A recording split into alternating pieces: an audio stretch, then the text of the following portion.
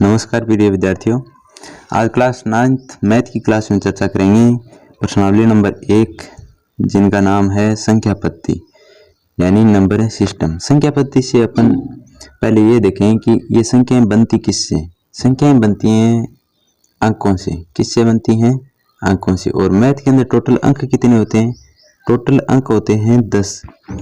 वे होते कौन कौन से हैं? अंक 0 से तो शुरू होते हैं। 0, 1, 2, 3, 4, 5, 6, 7, 8 और 9। इस प्रकार से टोटल अंक हमारे पास कितने होते हैं मैथ के अंदर? 10। इन्हीं 10 अंकों से क्या बनाई जाती हैं? संख्याएं बनाई जाती हैं। ठीक है। अब हमारे सिलेबस के अंदर कौन कौन सी संख्याएं, जैसे प्राकृत संख्या है, पूर्ण संख्या है, पूर्णांक संख्या है, परिमेय संख्या है, अपरिमेय संख्या है और वास्तविक संख्या, इन सभी की आज अपन चर्चा करेंगे। तो पहले देखते हैं प्राकृत संख्या। प्राकृत संख्या को अंग्रेजी वर्णमाला की कैपिटल एन से लिखा जाता है। ठीक है, यानी नेचुरल नंबर। तो इनकी परिभाषा की बात करते हैं। वे संख्याएं जो 1, 2, 3, 4 इस प्रकार अनंत के रूप में होती हैं, कौन सी संख्याएं कहलाती हैं? प्राकृत संख्याएं कहलाती हैं। इनके उदाहरण या एग्जाम्पल की बात करें, जैसे 24 हो गया, 26 हो गया, 27 हो गया, इस प्रकार से ये इनके एग्जाम्पल हो गए। उसके बाद आता है हमारे पूर्ण संख्या। पूर्ण संख्या मतलब होल नंबर। इसको कैपिटल डब्ल्यू से रिप्रेजेंट करते हैं, यानी कैपिटल डब्ल्यू से लिखते हैं। परिभाषा की चर्चा करते हैं। वे संख्याएं जो 0, 1, 2, 3 इस प्रकार से वो अनंत तक चलती हैं या के रूप में होती हैं, कौन सी संख्या कहलाती हैं? पूर्ण संख्याएं कहलाती हैं। अब बात करते हैं प्राकृत संख्या और पूर्ण संख्या में क्या अंतर है। प्राकृत संख्या में क्या है? 1 से शुरू होती है संख्या। पूर्ण संख्या के अंदर क्या है? 0 से शुरू होती है। अर्थात प्रत्येक प्राकृत संख्या यानी जितनी भी प्राकृत संख्या होती है वो किसके अंदर आ गई? पूर्ण संख्या के अंदर आ गई। कैसे? 1 और अनंत के बीच में जितनी भी संख्या है वो क्या कहलाई? प्राकृत। और इसमें भी ये संख्याएं शामिल हैं। देखो 0 को छोड़ दो, आप 0 को छोड़ देते हैं। जैसे 0 को छोड़ दिया, 1 से आगे आगे की संख्या ले ली, तो ये सारी की सारी प्राकृत संख्या से आ रही है। किससे आ रही है? प्राकृत संख्या से। इसमें क्या और जुड़ गया? 0 जुड़ गया, यानी पूर्ण संख्या 0 से शुरू हो गई। तो यहां से अपन को ये देखने को मिलता है कि प्रत्येक प्राकृत संख्या वो क्या कहलाती है? पूर्ण संख्या कहलाती है। ये आप नोट के अंदर डाउन कर लें, लिख लेना कि प्रत्येक प्राकृत संख्या पूर्ण संख्या कहलाती है। ठीक है। अब चर्चा करते हैं पूर्णांक संख्या की। पूर्णांक संख्या के अंदर क्या है? पूर्णांक संख्या के अंदर पूर्ण संख्या भी आ गई और प्राकृत संख्या भी आ गई, यानी दोनों संख्याएं क्या हो गई? इसमें शामिल हो गई। पूर्णांक संख्या की परिभाषा देखते हैं। वे संख्याएं जो माइनस अनंत इस प्रकार से -2, -1, 0, 1, 2 इस प्रकार से चलते चलते अनंत के रूप में होती हैं, पूर्णांक संख्याएं कहलाती हैं। अर्थात इसको समझें तो पूर्णांक संख्याएं क्या होती हैं कि बीच में तो इसमें क्या होता है? 0 होता है। जैसे यहाँ पे 0 है, 0 के बाएं साइड क्या संख्याएं चलती हैं? ऋणात्मक संख्याएं अनंत की ओर चलती हैं। और 0 के दाएं साइड क्या चलती हैं? धनात्मक संख्याएं चलती हैं। और कहां तक चलती हैं? अनंत तक। यानी इधर देखेंगे तो -1 से शुरू होकर माइनस अनंत तक, और इस 0 के इस साइड देखेंगे यानी दाएं साइड देखेंगे तो +1 से प्लस अनंत तक। ठीक है, ये होती है पूर्णांक संख्या।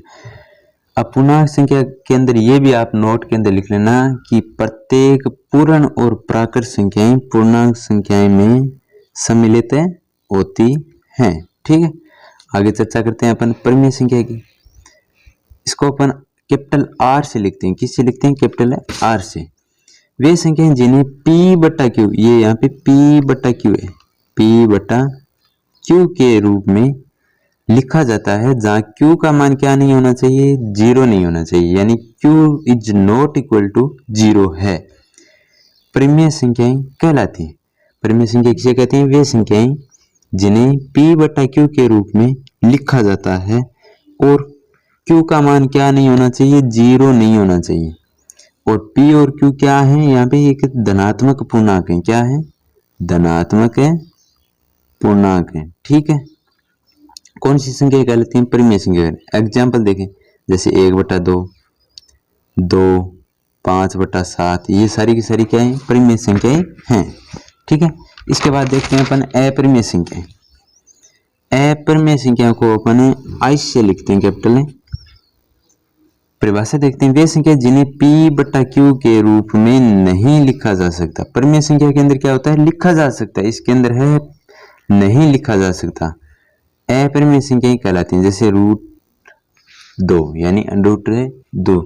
जितनी भी अभाज्य संख्याएं हैं और उनके ऊपर यदि √ लगा हुआ है तो वे सारी की सारी किस में सम्मिलित की जाती हैं, अपरिमेय संख्या के अंदर सम्मिलित की जाती हैं। ठीक है, इसके बाद आपके लास्ट परिभाषा है वास्तविक संख्या। वास्तविक संख्याएं क्या होती हैं, इसको अपन कैपिटल R से लिखते हैं, यानी रियल नंबर बोलते हैं इसको।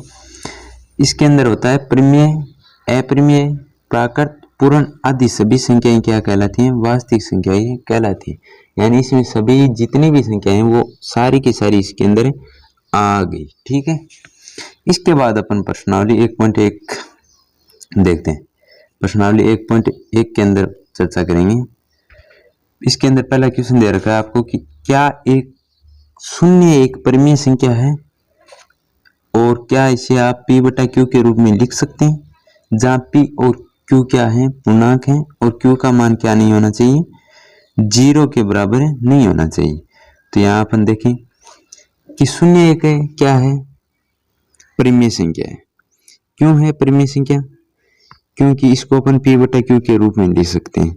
एग्जाम्पल के तौर पर देखें तो 0/1 लिख सकते हैं, मान क्या आएगा, 0/1 को सरल करेंगे तो 0 ही आएगा इसका मान। 0/100 को भी सरल करेंगे, यानी 0 में किसी भी संख्या का भाग देंगे तो मान क्या आएगा, हमें 0 ही आएगा। 0 प्राप्त होगा तो वो संख्या क्या वापस बन रही है, 0 बन रही है, और इसको अपन p बटा q के रूप में भी लिख रहे हैं। इसका मतलब ये क्या हो गई, ये कि परिमेय संख्या हो गई। ठीक है, अगली देखें क्वेश्चन नंबर 2, 3 व 4 के बीच में 6 परिमेय संख्या लिखिए। अब 3 व 4 के बीच में 6 परिमेय संख्या लिखनी है आपको।